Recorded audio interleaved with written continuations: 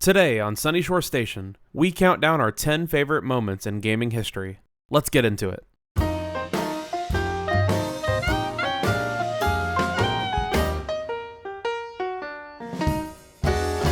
It's always sunny at Sunyshore Station. How's it going, everyone? Fus Force back again with another episode of Sunyshore Station. And I am joined yet again by the incomparable, the magnificent, the primo percussionist this side of the Poconos, Tylerthegrey. What's up, folks? I don't know what the Poconos are, but I'm sure it's pretty good this time of year. It's a place. Yeah, I know, I'm just kidding. Oh, me. I love the callback to our old streaming, don't you, Tyler? Oh, yeah, baby. That's so funny. I can't believe that was an intro back in the day. It really was. It's more than I deserve, for sure. What do you mean? You are the primo percussionist.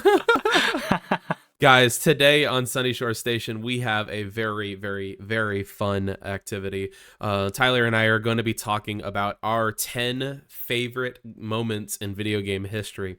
And I just want to issue everyone a spoiler warning for all the games that we're about to be talking about. It's fair game. So if there's a game that we start talking about that you have not played, our advice to you is to click off the podcast, go play the game, and then come back to it. If you don't mind spoilers for several different games, then you can keep going. But I just want to let everyone know that there will be a lot of different spoilers for different games. So no one can get mad that I spoiled their game. Click off the episode now, just in case. I'll list it in the description how many different games we're talking about. You know, I don't want to really give it away right now on the before you start listening to it. So it's up to you if you want to click in that description and see what kind of gaming moments we're talking about. But are you ready to go with this, Tyler? Let us go forth. Go forth and venture on. All right, so we have 5 picks each to make this little top 10 list. I want to reiterate that they are in no particular order. These are just moments that in gaming history that Tyler and I have really identified with and love, and just they've hit home for a lot of different reasons. Would you like to go first, or would you like me to go first, Tyler? I think you should go first. For my first pick for one of the most iconic gaming moments of all time, we're going to go into The Last of Us for this moment. An amazing game, first of all. And it was so good that they made a TV series, which, by the way, you should watch. It's really, really good. We might talk about that on a podcast episode, but I want to go ahead and talk about this moment. So spoilers for The Last of Us, so might want to click away. I think we should tell people what game before we tell them the moment. You agree with that, Tyler? Oh, yeah. Yeah, I think that's a good idea. That way they can pause. That way they have a chance. You've had plenty of time now. Yeah. My moment is the moment when Joel saves Ellie. For those who don't know, and for those who need a reminder, there's a critical moment at the end of the game and at the end of the series. For the TV show, they kind of use the same idea. Joel has to bring Ellie. The whole mission is to bring her to the Fireflies camp, where they can try to make a cure based off of her immunity to it or resistance to the fungus. And they have to kill her to get it because it's in the brain. And to get any kind of hope for a vaccine, they have to kill her and basically lobotomize her to take out whatever it is that is happening in her brain that can potentially make people immune.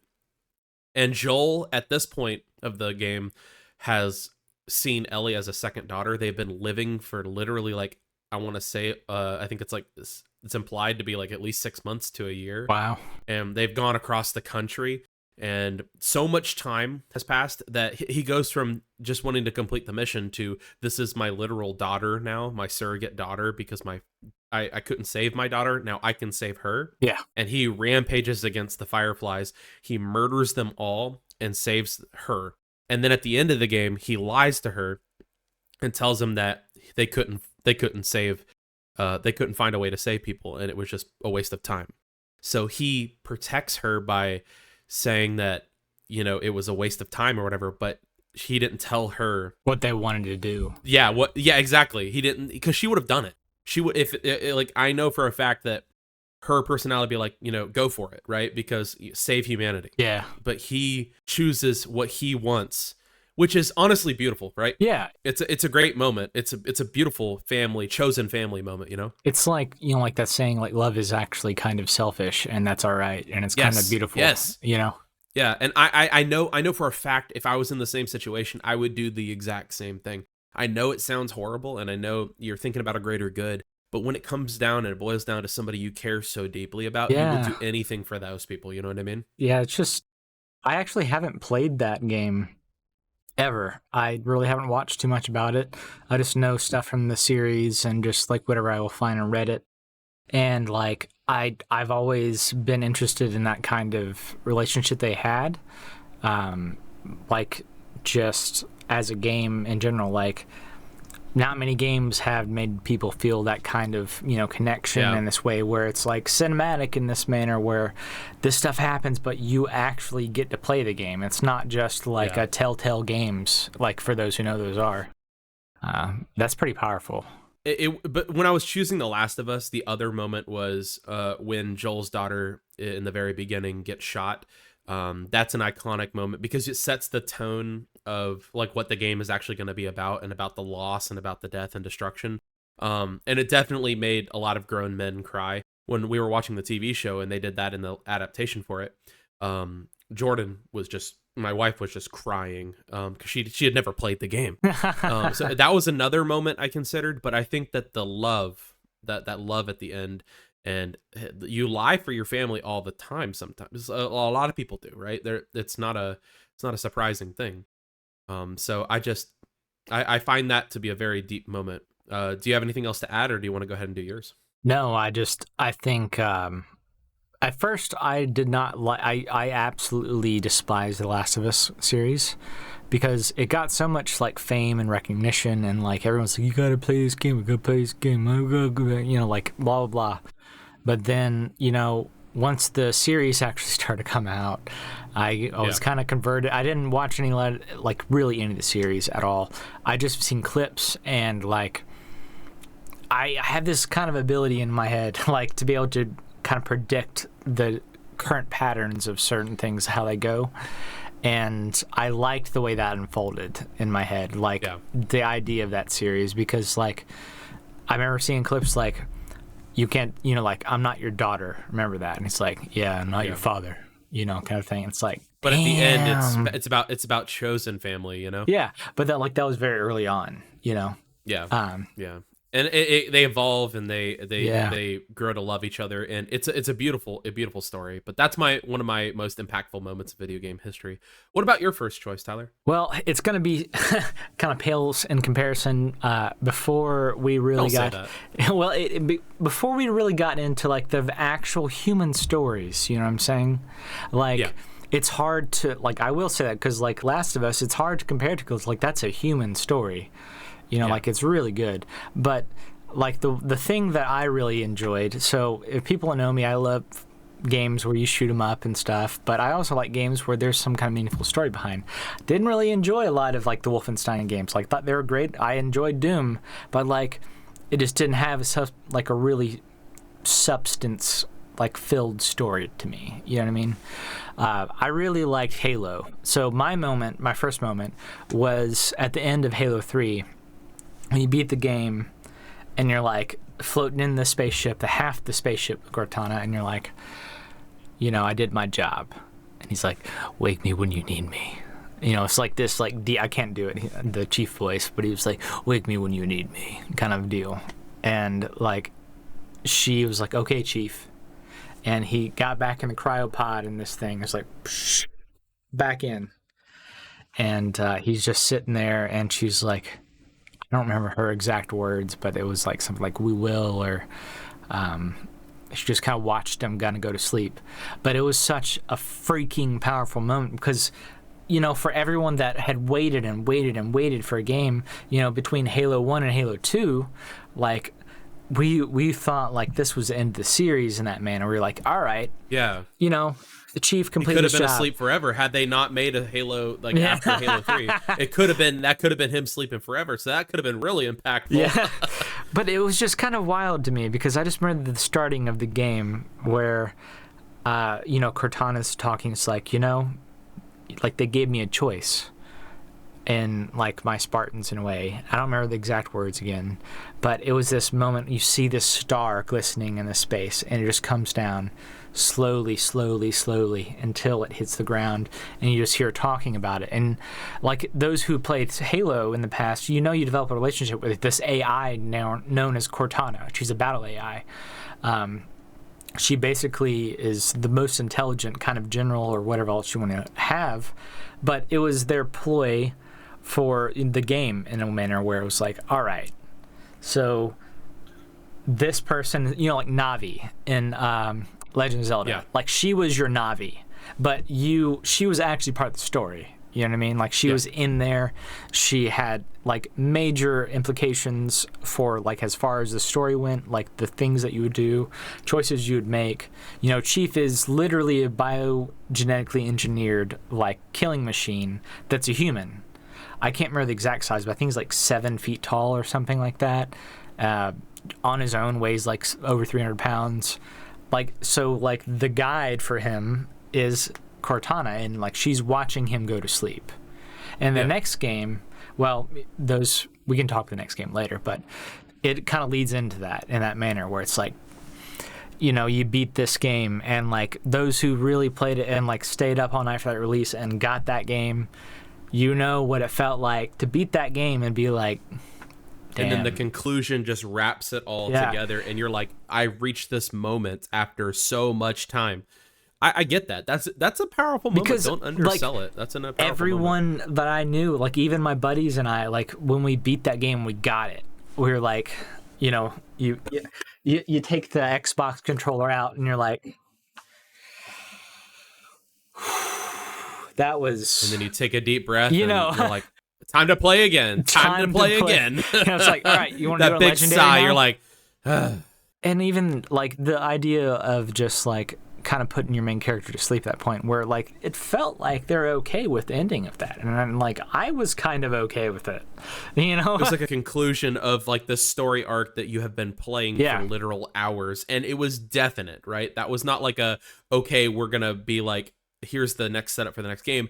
This dude is going to sleep without hinting to his next adventure, so it's permanent feeling. Exactly, because like we thought that we were like, however many years, I don't know however many listeners would have played Halo, but I was around for the Xbox release, of the first game, and then the second game on the Xbox release, and then like going to wherever else to get like the DLC for it, and then like trying to figure out Ethernet and plugging that into my Xbox original, trying to figure out how I can play online. Like it was just this journey of every bit that I went through with Halo, and it was like, well, that's the end. And it culminates to the end of Halo 3, which you weren't sure, because back then there was no next Halo. I get it. We started off strong with some deep choices. I do agree. Yeah. Speaking of deep choices. Right? Deep choices. Yeah. Not as much of a deep choice for this one. This one's kind of a funny or a, like this one. We're going to jump into the world of Fallout 3. I have things to say after you about this. So this one's not going to be as long of a conversation from me, but I just thought it was absolutely awesome that in Fallout 3, the choice to save or destroy Megaton. Like, you're like, okay, you get to choose to save those people or literally nuke them. I don't know about you, but I always went with the violent route. What did you choose, Tyler? When I first got that game, I'm going to say this, just for preference. So I was interested in this game because it felt like Oblivion did. I played Oblivion. I played the heck out of Oblivion. I went to the GameStop, and there was a guy named Brian. I'll never forget Brian, the manager down there in Gulf Shores. I don't remember the name of the mall, but he was there all the time. I was always riding my bike up there.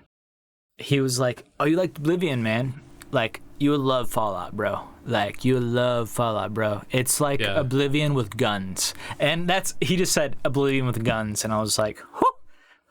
So what choice did you end up making, though? I destroyed them the first, 3. After after the third time of blowing them up for me, I started to really dive into the city, and I was like, dang, these people have lives. But then, like, the only reason originally, like, very petty, right? Very petty. The only reason originally I chose to nuke that place was because Moira Brown was over there.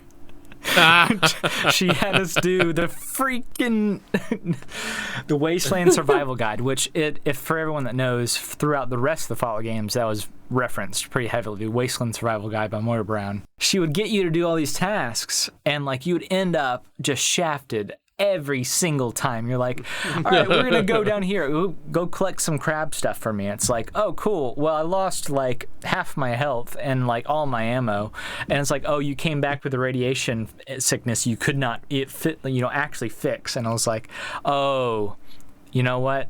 This lady's going down. And I got over there, and I was like, oh, wait, you want me to nuke them? Like, that bomb that's in the center of Megaton that they freaking worship for no reason at all? All right. Sold. Say less. Let's just say that quest line ends with a bang, if you play correctly. What about your second choice, Tyler? Again, I got to go over to that good old Sonic the Hedgehog, Sonic Adventure 2. That was, for me, the opening scene. Sonic... It opens, basically. Sonic is in the sky in a helicopter, right? Kind of breaks off a piece of the helicopter when the flaps. And he's like, see you later. I gotta go. And then he's skydiving down with this board attached to his feet. That's part of the helicopter. And you hear doo doo doo doo doo doo doo doo doo doo, and it's like, oh, here we go. Running around at the speed of sound, got places to go, gotta follow my rainbow. Like, it was like, yeah, let's go. Like, it's this feeling when you hit that street and you saw the gun truck. GUN, I don't remember the actual. I know what you're talking about, yeah. The abbreviation. But like you're going down the hill and you're like, oh my gosh, all right, here we go. I don't hit the car. All right, here we go. You're just going through. It's fast-paced from the first moment of the game. From the start of that game, it was just like, bam, here we go. This is the world you're in, and we're having fun, whether you like it or not. It's not as complicated as our first choice for sure, but it's definitely iconic, and it definitely hits home for sure. And that, what a great start to an adventure, right? It was just insane to me because I had played the other Sonic games at that point, and they introduced a new mechanic, like that sliding mechanic, and mamma mia. Mwah. Perfect. You want to talk about perfect gaming moments too? We can move on to my number three. My number third, I almost said. Good Lord. We're gonna move into the first Kingdom Hearts game. We've been in the first Kingdom Hearts game. You're trying to save everyone. You're trying to save Kairi. You're trying to save Riku. You're traversing the world. There's Disney characters. You're like, okay, this is fun. This is whimsical. Okay, there's some dark undertones. But at the end of the game, after you just completely decimate like the Dark Riku, Ansem, or whatever it is, Xehanort, whatever. I don't remember who it's supposed to be. Xandorf or something. Something like, I don't remember. Is Xehanort, Ansem? Xehanort. I think it's Ansem. It's Xehanort later, but I think it's Ansem. Ansem is in the first one, but he takes over Riku, and it's like Riku has this dark keyblade, and it's supposed to open up any heart or whatever, and if you played that and you didn't get the Leaf Bracer ability, it is so hard to heal because he just blitzes you every time you try to heal. And Leaf Bracer, if you don't have that ability, it doesn't automatically heal you. Every time he interrupts your heal, you just almost die. And I remember struggling with that first, like that the first time playing, I didn't have Leaf Bracer, and now I know I'm smart now. But I remember struggling through that. But then after you finally do that, you're like, okay, we're going to save Kairi. We're going to be good. We're good. Everything's going to be awesome. And then Sora realizes, okay, well, Kairi's locked in my heart. I have to sacrifice myself and unlock my heart to restore her. And Sora literally uses that dark keyblade, the power to unlock his heart, and sacrifices himself to set Kyrie's heart free, but he ends up becoming a Heartless. He ends up creating Roxas. He ends up doing all these other crazy things that sets off a chain reaction that's super hard to follow. But I remember being like, oh my gosh, did he just die? You know, I was like, is that the end? I knew there were more Kingdom Hearts games, but I was like, are they following? Because I knew Roxas was in the second one. I was like, are they following Roxas because Sora's dead now? What's going on? You know, it was so crazy for me. And what an impactful moment, Sora's sacrifice. And, you know, I know that we could talk about that for a while, but we'll move on to your number 3 pick now. Do you have anything to add to Kingdom Hearts before we move on, though? I wanted to make sure I toss that to you. Unfortunately, I did not finish or really even Kingdom play Hearts 1? Kingdom Hearts 1. I had played it at the Interventions place in Epcot and Disney very briefly. I don't remember what it's called. Like, I don't know if it's Interventions or Innovations or... It's not there anymore. Yeah, it's super sad that it's not. I wish it was, because you could play on those little things where you had a crane in your neck, so cool. like at the Walmart thing. You know what I'm talking exactly. about? the House of Tomorrow. Yeah. But yeah, I digress. Yeah. My favorite number 3 was, setting sail for the first time in Wind Waker. Like leaving Outset Island. Yeah. There's nothing more special to me. It was one of those games. A lot of these games are one of those games, really, honestly, because they're on our list. But it was one of those games where I would wake up, like on the weekends, early, you know, like 6 o'clock. When I actually got my first alarm clock expressly to wake up to play this game when I was a kid. Yeah. It was just something special. I enjoyed the entirety of, like, you wake up the way you start off the game and you hear, like, your sister calling, like, like off in the distance. And, like, you know how Legend of Zelda games go. Like, you don't use actual words. I love Wind Waker. But then it's like, you go in there, it's like, it's your birthday, right? You know, the irony is I got it on my birthday. No way. See, yeah, cool. I booted it up and it was on my birthday, so that was a huge core memory for me. I think I got all the way to that first sailing, and then my mom made me save and turn it off right when we got to the Forsaken Fortress, which, by the way, is an amazing level. Right after you sail, you go to Forsaken Fortress. You know what I mean? You had to sneak around. Oh, it's so good. I wish I could relive that moment. Oh, yeah. The first time doing that, I wish I could just wipe my memory clean of that moment and play through Wind Waker for the first time again. But here's the thing, though. I think, when's the last time you played Wind Waker? I played it when the HD version came out. Okay, see, my last one, I probably was in high school. I got like emulator, the Dolphin emulator on my my high school MacBook and stuff.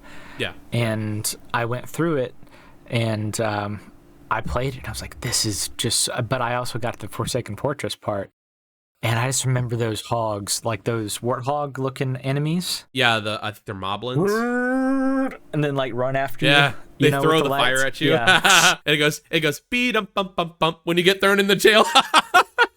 Yeah. But yeah, the sailing away, though, has such an impact because it's such a grandiose... But then, that was the first moment where you didn't know, like, you knew what to do, but you also knew, like, I didn't go to the next island for a sec, usually. I usually just explored stuff. I explored, so...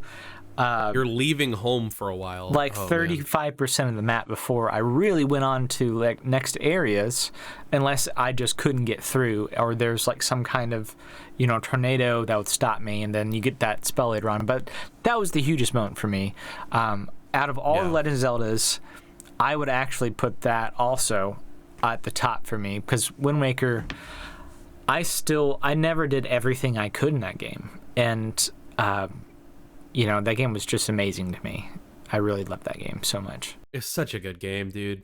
Just everything about it. And Wind Waker, ironically, was so divisive because of its, like, art style, but I think it's so beloved, bro. Now. It was so cool. Like, people love it now, but, like, even back then, I thought it was the coolest design for Link. It was like, I don't like the realism as much as I like the cartoon. You know, yeah. I mean, Toon Link's awesome. But they took the cartoony action of it, right? But they also made it realistic the way you hit and you do stuff, and it didn't feel at any point like that kind of, you know, Animal Crossing feel, where, like, you feel disconnected a little bit. Before we move on from this, I want to also I want to remind you of do you remember whenever you were fighting the enemies called the Dark Nuts? Those were the plated dog things with the swords. Yes. And you'd have to go, it would go whoop, and you'd have to press the A button, and you'd flip around them and slice up their back. Yes. That was the coolest thing. That was the cool, because like that was the coolest, because like you're like dum, like that was the best part. Oh, yes. So many good things about that game. There's so many good things. Forever. We can have a whole podcast episode about Zelda. We'll do that later. We'll do that. Moving on to my number 4 pick, I want to go into Pokemon Red, Blue, and Yellow. The game that I wanted the most as a child was Pokemon Red. Right, my cousins had Pokemon before me. My mom and dad wouldn't let me do it, but then, like I said, my grandmother gave me this as the last present I ever got from my mom's mom. So it was an amazing gift. I ended up getting a Game Boy Advanced SP, and I got the Pokemon games that I wanted, right? And I remember working my way through the game. I remember getting all the way through the Elite Four and being like, oh wow, I'm the champion now, because we haven't met a champion. There is no champion, you know? And you get there, and this twerp that has been bothering you the whole time, Gary, or Blue, whatever you want to call him, is champion before you because he just beat you. Even though you've beat his team every step of the way, he beats you by like 5 seconds. He's the champion because he got there before you. No way. Literally by 5 seconds. And you know how satisfying it is to kick his butt, and he literally just got the champion, and you take it away from him. Canonically, he gets there literally 5 minutes before you. Like it's like within like the same day or whatever, and you kick his butt and dethrone him the second he gets it. And I'm like, this is cathartic to me. Yes, I hate him because he's like, smell you later. And then you're like, you keep wiping the floor with this dude, and he gets the champion before you, and he's all he's all like, whatever, look at me, blah blah blah, and then you kick his butt and you dethrone him, and he just runs away crying about it, and I'm like, yeah. I don't know, I put it on here for selfish reasons, but I woke up and I chose violence when I made this list. Oh me. Do you have anything you want to add about that? No, so you said the red, right? Yeah, red, blue, and yellow. Yeah, it's also Fire Red, Leaf Green. I didn't play those. Oh, so Fire Red, Leaf Green. So Fire Red, Leaf Green were the remakes of Red, Blue, and Green. It's been a sec since I had played those, so I don't remember it. But that would definitely tick me off. But like, also, how do the logistics work out with that? Like, if he was 5 minutes before you, was he like were they battling the same people at the same time? Like, how does that work? Yeah. So like, what it was is like, it's like he finishes it, and then as they heal their team, they take on their next challenge. There wasn't an assigned champion yet. That makes me feel like we weren't the actual champions, because like they're tired after the last one. Like, well, they're fully healed. Nurse Joy has a magic machine, right? Yeah. But yeah, that's my number 4 moment. What about your number 4 moment? Well, this one for me. So if you'll listen to the last podcast, I said I would talk about Arthur's character more, but this is kind of my point for this one. Arthur's death in Red Dead 2, that hit hard, because that was one of the games I didn't look anything into. I didn't look at how the story ended. I didn't look anything really up at all, and it was like, all right, I'm going to this, and I'm going to play this game, and I'm not going to, look at spoilers or game guides. And I did all the choices that I wanted to make personally. Like, I killed people in the game. I did whatever else. I beat to death the guy that, had that needed, what was like, there's a loan collection part of the game you have to do. And like, there's no way around it. Either you beat him to death or like you get the money. Me playing games and knowing how games work, I didn't know there was an option not to kill the guy in the game. But like, that was the first choice you make that leading towards Arthur's death. Like, the game's a series of choices in a way where you can make certain choices along the way, and if they add up to a certain amount, then like, you're just going to get a death in the game that's not great. Which is great game design. No, it was that Red Dead is just one of the best. Like, that's why it was where it was on my list when we did that. You know what I mean? But Man, it was just hard because I legitimately, like, I'm a good gamer. Like, I'm good at gaming. I'm a good gamer. But I would like to think I can handle most things, even like the most difficult types of things. I will get past it. But this right here was something else where I thought, like, and they made me think, the game made me think for sure that I could get out of this death. So those who haven't played it, sorry for the spoiler, but again, you should have known before. We gave him a fair warning.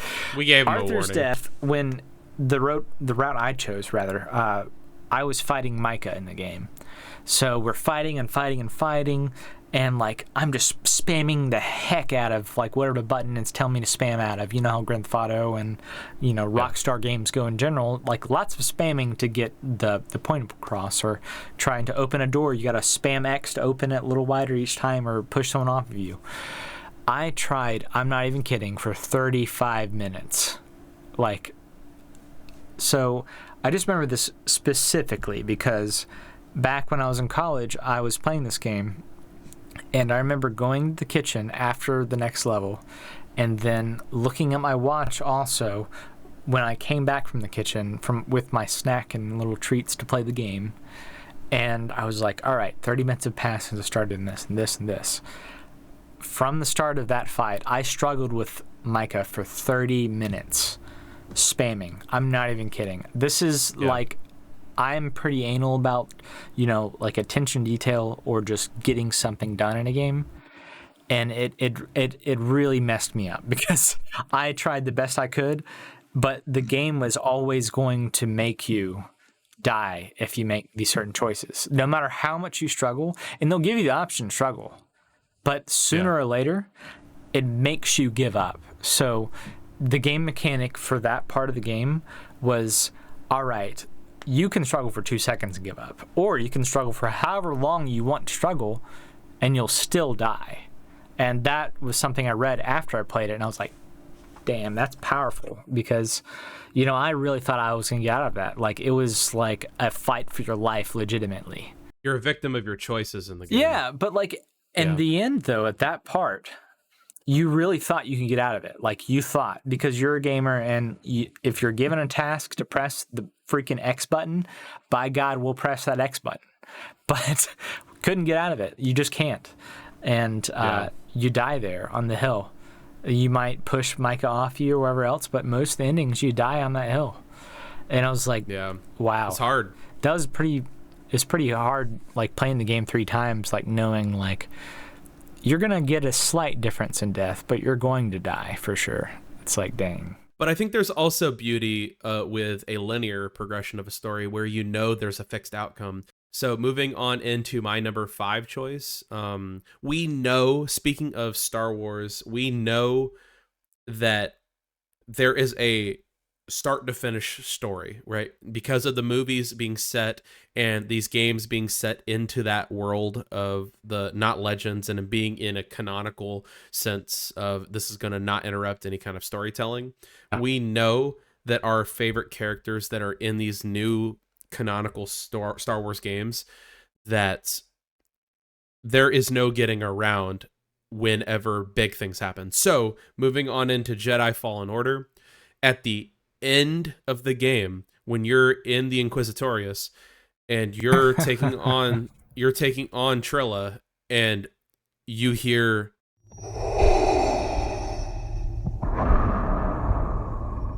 you're like, oh no, Darth Vader appearing.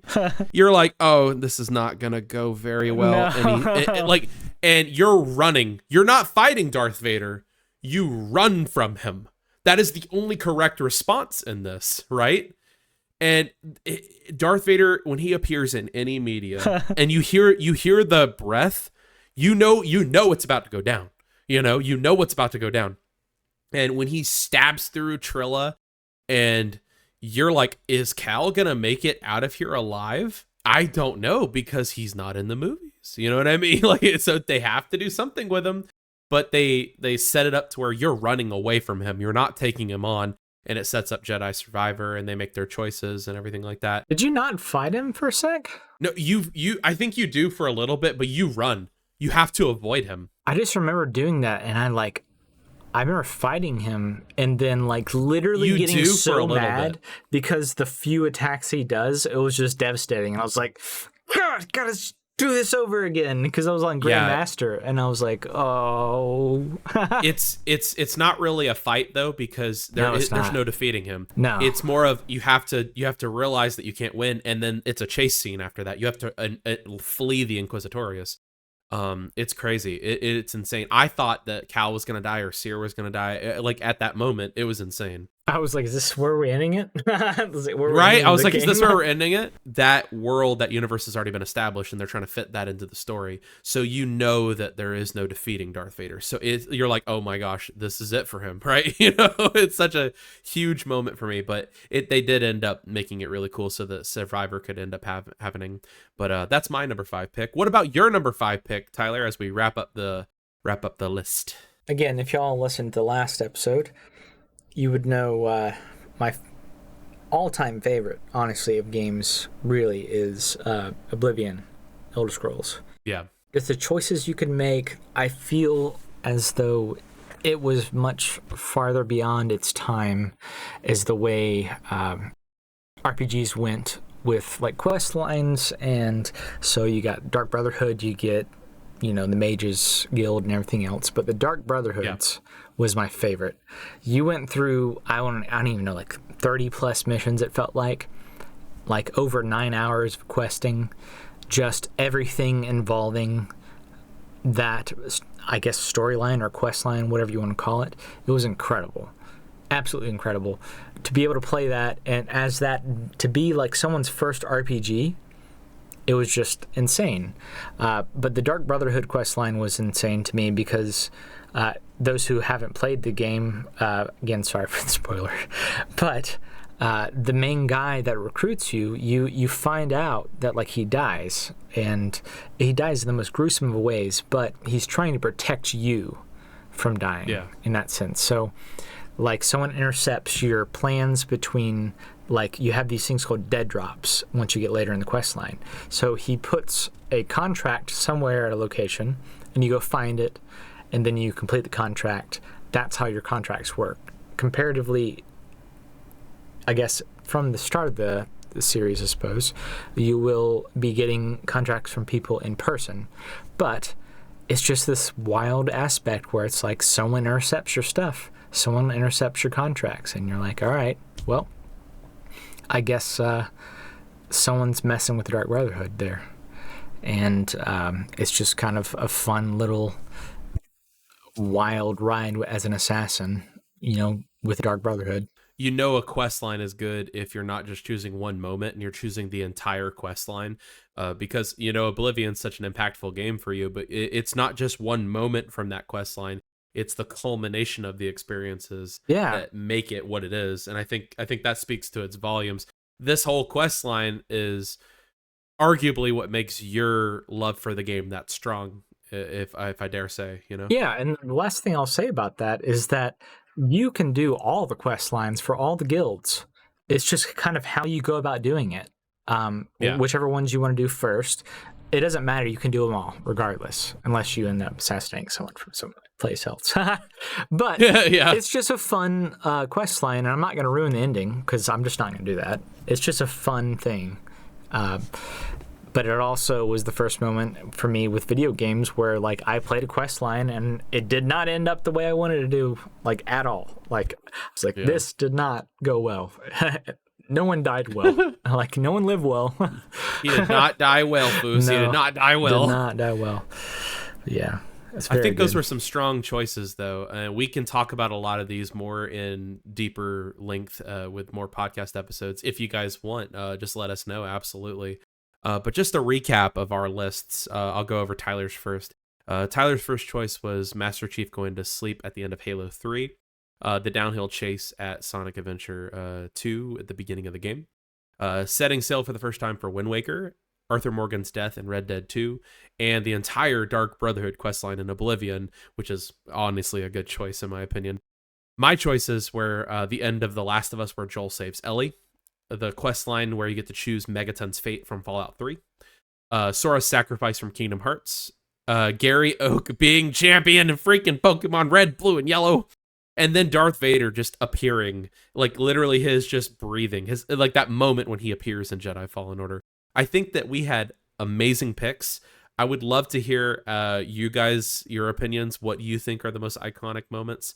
Please use a spoiler tag if you're like leaving a comment or something like that, and then let it like where people can click on it if they would like to. Let us know though. I'm happy to look at it even if it's spoilery. What about you, Tyler? Or what do you have any suggestions for the peoples? I just enjoy doing these lists, kind of getting it all really out on the table. Oh, and then one more thing. Let us know which one of our moments is your favorite. Like, do you have a favorite moment from ours? Yeah, that's a good question to ask too. Of course, try to comment below like what your favorite moments in gaming were. Yeah, spoiler tags though. Yeah, I mean everything we have said so far is just how we feel about these games, and hopefully y'all look at some of these games in the future too. Kind of a game rec list, if you will. Well, as always, you can find me on YouTube at FusRodab. That is FusRodab. You can find me on Instagram, Twitter, X, and TikTok. I keep forgetting the last one, at TheFusRodab, all one word. Thank you guys so very much for listening. This has been Sunyshore Station. We'll see you next time.